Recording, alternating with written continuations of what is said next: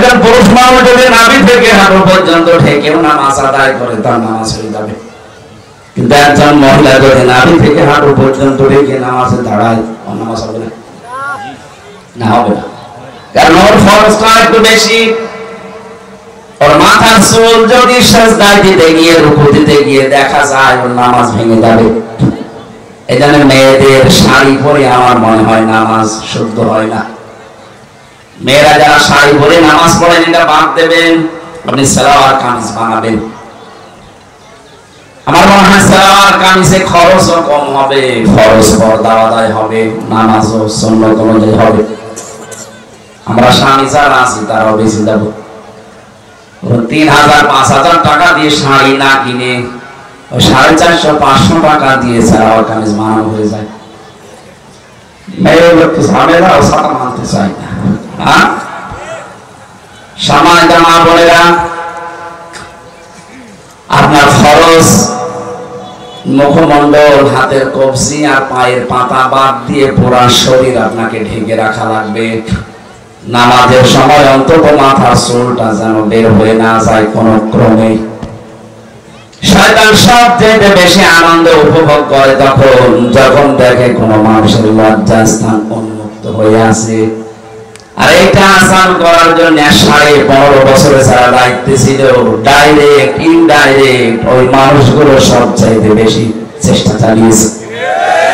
কয়েকদিন আগে একজন উপদেষ্টা হয়েছে, নিজের স্ত্রীকে দিয়ে সারা জীবনে এই কাজ করাচ্ছে। ওর স্ত্রীর মাথায় তো বিশাল বড় একটা সালোয়ার কামিজ দেওয়া থাকে না? ওই সমস্ত সিনেমা নোবেল নাটক থিয়েটার বানিয়েছে। আপনি দেখেছেন এই যে bachelor, 3rd version singular number উপন্যাস পড়েছিলাম, ওইগুলো দিয়ে এখন সিনেমা বানিয়েছে। ওর নিজের স্ত্রীকে দিয়ে অভিনয় করিয়েছে। এখানে পরকীয়া প্রেম কি করে করা লাগে, সমকামিতা কিভাবে প্রমোট করা লাগে, এইগুলো উস্কে দিয়েছে সারাটা জীবন। সেই লোক এখন এই দেশের উপদেষ্টা। ওর সামনে যদি দায়িত্বে ভাবে থাকে, নিজের বউ না আপনার বউ দিয়ে করা হতো।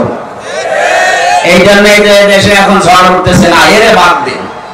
আপনি দরকার হয় ছাগলকে বসান, কিন্তু এরে বসানো যাবে না। 96 মুসলমানের দেশে তারা আল্লাহর নিষিদ্ধ কাজ পুরুষের পুরুষ নাকি বিয়ে করবে।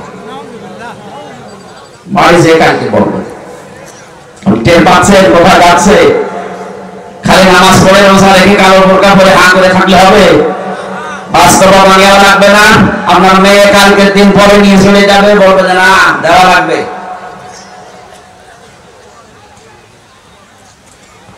যেটা বোঝানোর জন্য বলছিলাম, বিশ্বনবী বলেন যখন আপনি দোয়া পড়ে বসলেন 8 মিনিট 10 মিনিট আপনি কাজ করলেন, বের হওয়ার সময় বলবেন গফরানাক, বাম পা দিয়ে বের হবেন। বলেন প্রতিটি কথা থেকে শিক্ষা নেওয়া লাগবে যে আমি কি করি আর আসলে কি করা দরকার। ছোট কাজ না এটা। এইটাও নবীজি গাইডলাইন দিয়েছেন যে ডান পা দিয়ে এবার বের হবা, বাম পা দিয়ে বের হওয়া যাবে না। পৃথিবীর নিকৃষ্ট জায়গার ভেতরে যেহেতু একটা পায়খানা, কথা বলে না কেন? ওখানে যতক্ষণ থাকবেন বাম পা দিয়ে থাকবেন, বের হওয়ার সময় আপনাকে যেহেতু দুনিয়া আরেকটু ভালো জায়গায় যাচ্ছেন, ডান পা দিয়ে বের হওয়ার সময় মুখ বন্ধ করে থাকবেন না। প্রথমেই বলা লাগবে গফরানাক, হে আল্লাহ আমি মাফ চাই। কেন?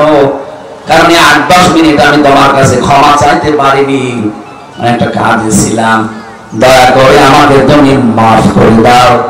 আলহামদুলিল্লাহিল্লাযী আযহাবা আন্নিল আযা ওয়া আফানি, প্রশংসা তো তোমার জন্য, কারণ তুমি আমার পেট থেকে গান্ধা এবং অপবিত্র কষ্টদায়ক জিনিসগুলো বের করে দিতে। যদি তুমি না দিতে, এটা বের করার জন্য আমার অপারেশন করা লাগবে।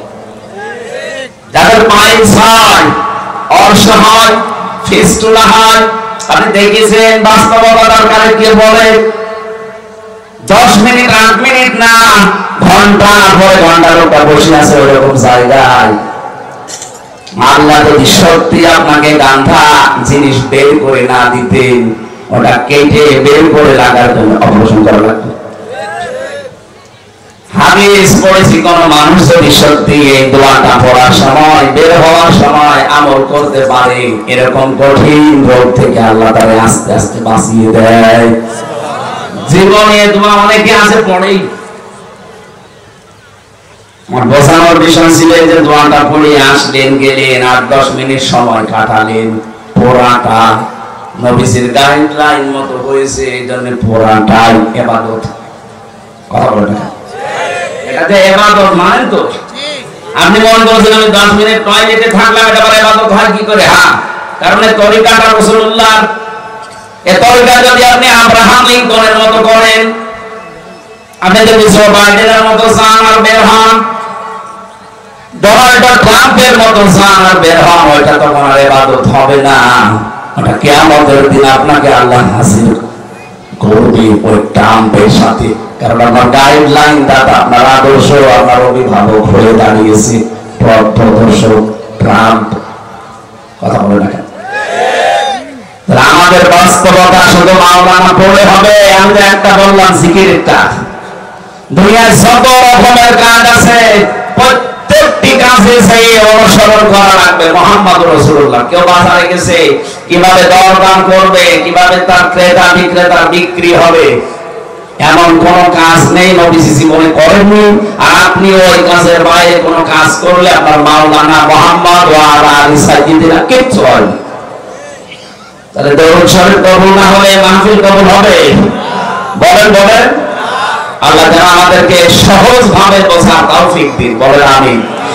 জেলখানায় আমি 3টা বছর ছিলাম, ফাঁসির কন্ডেম সেলের ভেতরে। আমার প্রতিদিনের তাহাজ্জুদের নামাজে এই দোয়া ছিল, আল্লাহ আমি বাইরে সৌদি জীবনে যেতে পারি। আমার আশা ছিল না যে আমি বাইরে যাব, কারণ ওরা যে অবস্থায় রেখেছিল মনে হচ্ছিল মারা যাবে। 24 ঘন্টা ওরা আমার নজরদারিতে, তারা বদ্ধ অবস্থায় যোগাযোগ বিচ্ছিন্ন করে রেখে দিয়েছিল। জানতাম না যে বাইরে কেউ আসে না নেই। এমনিতে টেনশনে তো বিভিন্ন রোগ এমনি হয়, এই কারণে হয়েছে। কোনদিন আশা করি না যে বাইরে বের হবো, তারপরও যদি আল্লাহ তুমি বাইরে বের করো, অন্তত তোমার বান্দা বান্দীদের সামনে যখন আমাকে নিয়ে যাবে, কোরআনের কথাগুলো, হাদিসের কথাগুলো এমন সহজ ভাবে যেন বলতে পারি, মানুষ যেন সত্যি সহজে, বাচ্চা যেমন মায়ের কথা বলতে ফেলে, আমার সামনে যারা এরা যেন সহজ ভাবে বুঝে। আপনারা বুঝতেছেন? বুঝতেছেন কথা? সুতরাং দরুদ শরীফ যে যে কায়দায় পড়ছেন হচ্ছে না, আপনার সাইয়্যিদিনা ঠিক নেই, মাওলানা ঠিক নেই। আপনি মাওলানা মানে গিয়াসউদ্দিন তাহেরিকে যেভাবে জিকির করেন, আপনি ওইভাবে জিকির করেন। তার মানে আপনার জিকির, আপনার মাওলানা গিয়াসউদ্দিন তাহেরি, এই কথা বলছেন না কেন? আপনার মাওলানা, আপনার জিকির হওয়া লাগবে তো মুহাম্মদুর রাসূলুল্লাহর মতো। কথা বলেন না কেন? আপনার ব্যবসা হওয়া লাগবে মুহাম্মদুর রাসূলুল্লাহর মতো, আপনার রাজনীতি হওয়া লাগবে মুহাম্মদুর রাসূলুল্লাহর মতো, আপনার অর্থনীতি হওয়া লাগবে মুহাম্মদুর রাসূলুল্লাহর মতো। আপনি নামাজ পড়েন রাসূলের মতো, রোজা রাখেন ওনার মতো, ব্যবসা করেন আব্রাহাম লিঙ্কনের মতো। এই এলাকায় বহু মানুষ এমন আছে নিজের টাকা ছেড়ে রাখে, 1000 টাকা দিয়ে দেয়, প্রত্যেক মাসে 100 টাকা করে বেশি করে দেয়। এটা মনে হয় এখন শুরু হয়নি। এলাকায় এই সুদের সাথে জড়িত, তাহলে সে মায়ের সাথে জেনা করছে। এই কাজ করছেন কারা? হাত তোলেন তো। আমরা যখন মিথ্যা কথা বললে যে এলাকায় আছে, একটা লোক তো নেই। ওই রকম মানুষ এখানে আমি জানি যে আসবে না, কারণ ও আসলে তো ধরা খাবে। সুতরাং এখানে যারা আছে কাছের ভেতরে আমরা নেই। যদি কেউ থেকে থাকে আজকে এই মুহূর্তে তাওবা করেছিল, না খেয়ে বলে যান ভাই, মায়ের সাথে জেনা করে বলে যাবে, জেনার শাস্তি জানেন? কোরআনে কারিমে সূরা ফুরকানের 68 নম্বর আয়াতের মাঝে আছে ওয়ালা ইয়াসনুন, জেনা করবে না, কারণ জেনা করলে ইদাফ লাহুল আযাব। আল্লাহ বলেন জেনার শাস্তি ডবল হবে। এখন যদি বলেন কই আমি তো কোনোদিনই জেনা করিনি, কিয়ামতে আপনার আমলনামায় এটা উঠে থাকবে যে আপনি মায়ের সাথে জেনা করে এসেছেন। যারা এই টাকা ছেড়ে রাখে, টাকা আসে। 1 বিঘা জমি আপনি আমার কাছ থেকে নিন, নেওয়ার সময় হয়তো 70-80 হাজার টাকা দিয়ে দিন। 1 বছর 2 বছর 5 বছর পরে খাবে। টাকা যখন ফেরত দেবো, জমি তখন ফেরত নেব, এই সিস্টেম আছে। এইটা শুরু ভাই, এটা কি বলে বাংলায়? এগ্রিমেন্ট। সে যে এগ্রিমেন্ট তো ইংরেজি, বাংলায় কি বলে? বন্ধকি। এই কাছে এই যে যেহেতু এটা জমিন না, এই যে বিভিন্ন জমি আছে, এখানে 1 বিঘা জমি দিলে 60,000 70,000 টাকা নেয়। 1 বছর করে খাবেন, যখন টাকা ফেরত দেবেন তখন আপনাকে জমি দেবো। কারা কারা এই কাছে আছে? আমি কিছু বলছি না, হাত তোলেন তো। এই দুইজন ঠিক আছে, আলহামদুলিল্লাহ। না এদের সাহস আছে, বড়রা মানুষ তো, তার জিয়ার মতো সাহস আছে। বলেন তো আপনি যে এই কাজ করে, কি না জেনে করে না জেনে করে? না জেনে। তাহলে এখন যেহেতু জেনে ফেলছে, এরপরও যদি করে, আপনি এতদিন বলতে পারতেন আল্লাহকে যে আল্লাহ আমি জানতাম না, আমি কি করব? এখন যদি বলেন যে আমি জানতাম না, তাহলে মিথ্যা বলা হবে। আর অনেকে মনে করছে আল্লাহ এ তো না আসাই ভালো ছিল। হ্যাঁ, এখানে একটা কথা আছে, যে মানুষগুলো এই ধান্দায় থাকে যে আমি জানতাম না তাই মানতাম না, তার ডবল গুনাহ হবে। এই কথা বুঝতেছেন? কোন মানুষ যদি কোন বিষয়ে জানে কিন্তু মানে না, তার গুনাহ হবে একটা। আর কোন মানুষ জানেও না মানেও না, গুনাহ হবে কয়টা? দুইটা। কেন? কারণ জানাও ফরজ, মানাও ফরজ। জানার ফরজ আপনি আদায় করে ফেললেন, আপনার একটা ফরজ আদায় হয়েছে। আপনি মানেন না, ওইটার জন্য গুনাহ হবে কয়টা?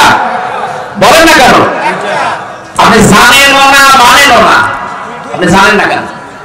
প্রশ্ন হচ্ছে আপনি জানেন না কেন? আমি কি জেনে এসেছি দুনিয়ায়? আমি তো আপনার বাবা মায়ের পেট থেকে এসেছি। আমি যদি জানতে পারি ইসলামের ইমাম, আপনার কি হয়েছে? আপনি এইটা জবাব দিতে পারবেন না। এই জন্য সে ব্যক্তি বলেছে জানি না তাই মানি না, আজকে তো জানলেন। আর এই কারণে অনুষ্ঠানগুলো দেওয়া হয় যে আপনি কেন জানেন। তাহলে সে 4-5 জন হাত তুললো যে আমরা জমি বন্ধকি দেয়, এগ্রিমেন্ট করে 60,000 70,000 টাকা নেয়, করে খায়, আবার টাকা ফেরত দিলে জমি ফেরত দেয়। এটা মায়ের সাথে জেনা করার গুনাহ হচ্ছে। এটা থেকে মুক্ত হওয়া লাগবে না? আমার মনে হয় মাসলা বলা ভুল হয়ে গেল নাকি? এটা মানবেন তো যদি আমি এখন পদ্ধতিটা বলি?